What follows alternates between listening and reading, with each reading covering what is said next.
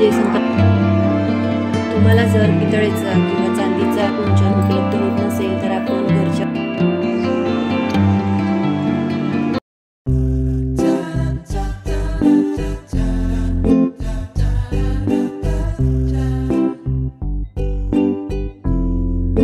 स्वामी समर्थ। तर काल होता शुक्रवार, काल आपण कुंचन सेवा करून झालेली आहे। त्यानंतर आज शनिवार आहे, आज उत्तर पूजा कशी करायची हे आपण बघणार आहोत। तर उत्तर पूजा करत असताना आपल्याला जास्त काहीच करायची गरज नाही, फक्त माता लक्ष्मीला हळदी आणि कुंकू वाहायचे आहे। तर इथे मी कुंचनला आणि लक्ष्मी मातेला हळदी आणि कुंकू लावून घेणार आहे। लक्ष्मी कुंचन सेवा म्हणजेच धनलक्ष्मी कुंचन सेवा ही आपण लक्ष्मी मातेचा आशीर्वाद प्राप्त करून घेण्यासाठी आणि सुख शांती तसेच समृद्धीसाठी करत असतो। यासोबतच आर्थिक स्थिरता सुद्धा टिकून राहण्यास मदत होते। कुंचनला आणि माता लक्ष्मीला हळदी आणि कुंकू वाहून घ्यायचे आहे, त्यासोबतच अक्षता सुद्धा वाहून घ्यायच्या आहेत आणि त्यासोबतच एक लाल फूल सुद्धा आपल्याला कुंचनवरती अर्पण करायचं आहे। सेवेमध्ये कमळाच्या फुला इतकेच गुलाबाच्या फुलाला सुद्धा महत्त्व आहे, त्यामुळे लाल गुलाबाचे फूल हे आपण कुंचन सेवेमध्ये आवर्जून घ्यावे। आता माता लक्ष्मीची आरती सुद्धा मी करून घेणार आहे। त्याआधी आपल्याला नैवेद्य दाखवायचा आहे। तर इथे मी पाण्याने भरीव असा चौकोन काढून घेणार आहे। त्यानंतर त्यावर खडीसाखरेची वाटी ठेवून घेणार आहे आणि लक्ष्मीला याचा नैवेद्य दाखवणार आहे। देवी महालक्ष्मीला आपण तांदळाच्या खिरीपासून बनवलेला प्रसाद सुद्धा नैवेद्य म्हणून दाखवू शकतो। नैवेद्य तुम्ही खडीसाखरेचा दाखवू शकता, त्यासोबतच कच्च्या दुधाचा आणि गूळ किंवा फुटाणे याचा सुद्धा दाखवू शकता। आता नैवेद्य दाखवून झालेला आहे, त्यानंतर लक्ष्मी मातेची आरती करून घेणार आहे। आरती करून झाल्यावर आपल्याला धूप दीप लक्ष्मी मातेला आणि कुंचनला ओवाळून घ्यायचं आहे।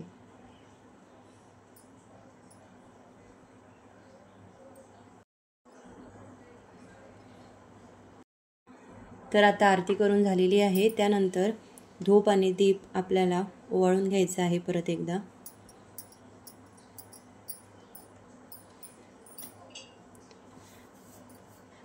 त्यानंतर परत एकदा कुंचनला आणि लक्ष्मी मातेला हळदी आणि कुंकू वाहून घेणार आहे।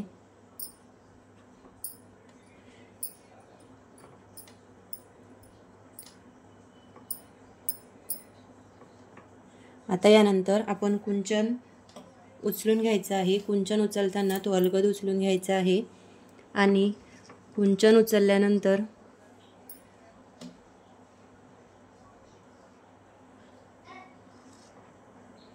त्याच्या खाली थोड्या अक्षता आपल्याला टाकायच्या आहे, ती जागा खाली ठेवायची नाही।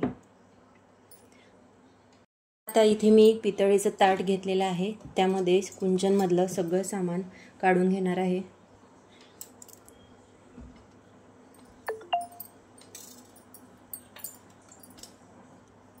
आता एक एक करून कुंचनमधली सगळी रत्ने मी काढून घेणार आहे। पितळेऐवजी आपण चांदीचा सुद्धा कुंचन घेऊ शकतो, पण चांदीचा कुंचन छोटा असल्यामुळे त्याच्यामध्ये सगळी रत्ने बसणं शक्य होत नाही, त्यामुळे आपण पितळेचाच कुंचन घ्यायचा आहे।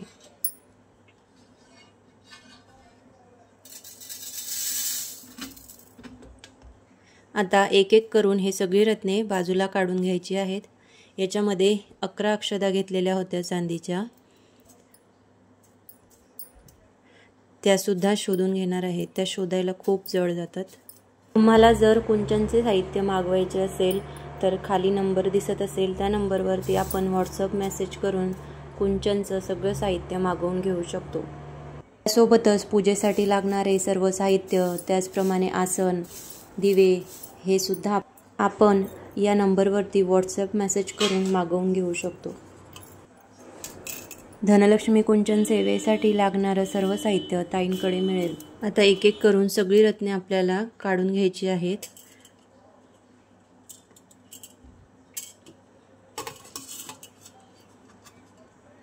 हे बघा, हा मोती काढून घेतलेला आहे। त्यानंतर 5 रत्नांपैकी एक रत्न सुद्धा काढून घेतलेला आहे।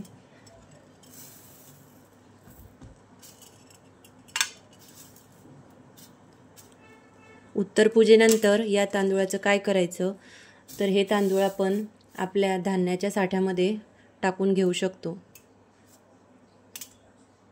जेणेकरून आपल्या धान्याच्या साठ्यामध्ये कधीच अन्नाची कमतरता भासणार नाही। त्यासोबतच आपण जेव्हा खिचडी किंवा पुलाव करणार असू त्यासाठी सुद्धा आपण हे तांदूळ उपयोगात आणू शकतो, किंवा त्या व्यतिरिक्त आपण दही भाताचा सुद्धा प्रसाद करून घेऊ शकतो। आता हे 5 गुंज काढून घेतलेले आहेत। यासोबतच तुम्ही पोळा सुद्धा घेऊ शकता, माझ्याकडे नाही आहे त्यामुळे मी याच्यामध्ये नाही घेतलेला। ज्या प्रकारे आपण कुंचम भरत असताना माता लक्ष्मी यांचे नामस्मरण करत असतो, अगदी त्याचप्रमाणे आपल्याला कुंचन मधलं साहित्य काढून घेत असताना सुद्धा माता लक्ष्मी यांचे नामस्मरण करत राहायचे। पूजा झाल्यानंतर हे सगळं साहित्य आपल्याला, आपण संक्रांतीमध्ये जे छोटं मातीचं भांडं वापरतो पूजेसाठी त्याच्यामध्ये, किंवा आपल्याकडे जर लाल किंवा पिवळा एखादं छोटं वस्त्र असेल तर त्याच्यामध्ये आपण हे गुंडाळून आपल्या तिजोरीमध्ये ठेवू शकतो।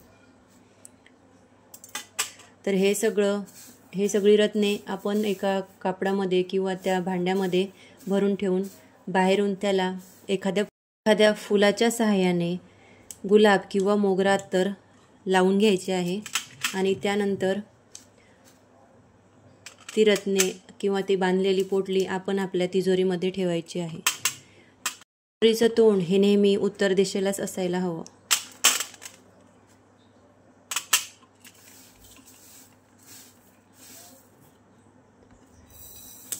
आपल्याला जर चांदीचे फुलं घेणं शक्य नसेल तर आपण कमळाची फुले घेऊन सुद्धा ती पूजेमध्ये घेऊ शकतो।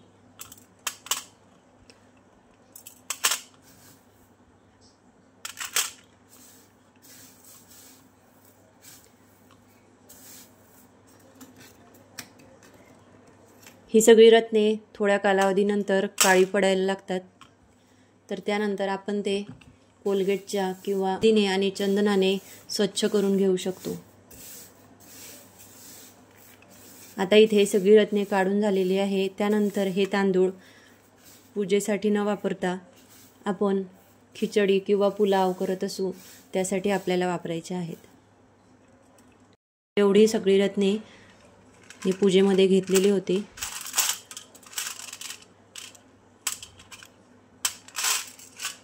कवड्या, गोमती चक्र, कमळगट्टा, हा छोटा मोती एक घेतलेला आहे, याऐवजी तुम्ही 5 किंवा 7 सुद्धा घेऊ शकता।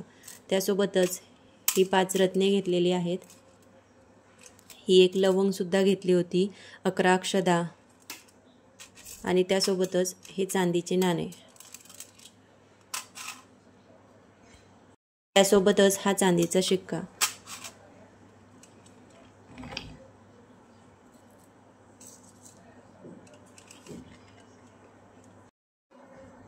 तुम्हाला जर पितळेचा किंवा चांदीचा कुंचन उपलब्ध होत नसेल तर आपण घरच्या घरी, आपल्या घरी जर पितळेचा साधा ग्लास असेल किंवा स्टीलचा ग्लास असेल तर त्यावरती आपण माता लक्ष्मी, गजलक्ष्मी, शंख, चक्र, गदा आणि भगवान विष्णू यांची अशी प्रतिमा काढून घेऊन त्यावरती सुद्धा कुंचन सेवा करू शकतो।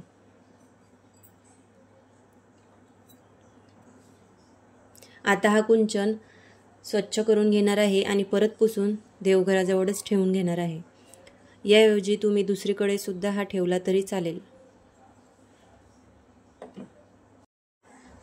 हे सर्व रत्ने आपण जेव्हा तिजोरीमध्ये ठेवत असू तेव्हा माता लक्ष्मीला आपल्याला प्रार्थना करायची आहे, आणि त्यानंतरच त्याला धूप आणि दीप सुद्धा ओवाळून घ्यायचा आहे। आणि पुढच्या वेळेस, ज्या वेळेस आपण शुक्रवारी किंवा मंगळवारी परत पूजा करत असू त्यावेळेस नवीन तांदूळ आपल्याला पूजेसाठी घ्यायचे आहेत।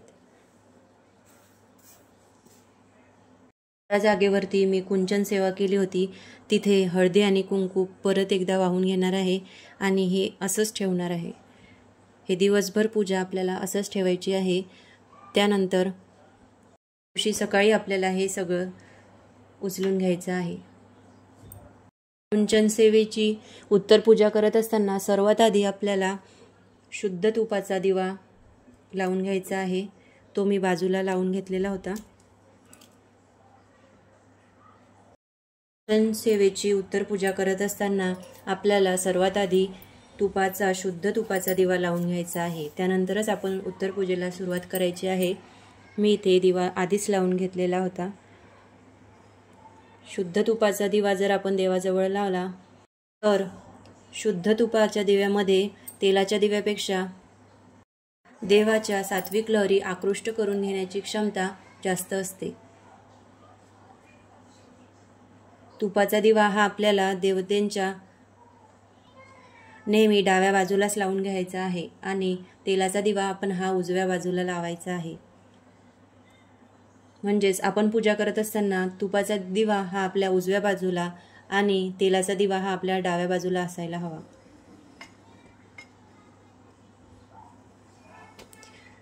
या दिव्यांच्या खाली सुद्धा तांदळाचा आसन आपल्याला टाकून घ्यायचं आहे।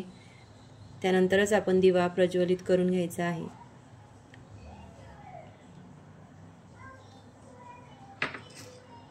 तर अशा प्रकारे कुंचनची उत्तर पूजा करून झालेली आहे। तुम्हाला आजचा व्हिडिओ कसा वाटला ते कमेंटमध्ये नक्की सांगा आणि व्हिडिओ आवडला असेल तर चॅनलला लाईक, शेअर आणि सबस्क्राईब नक्की करा। श्री स्वामी समर्थ।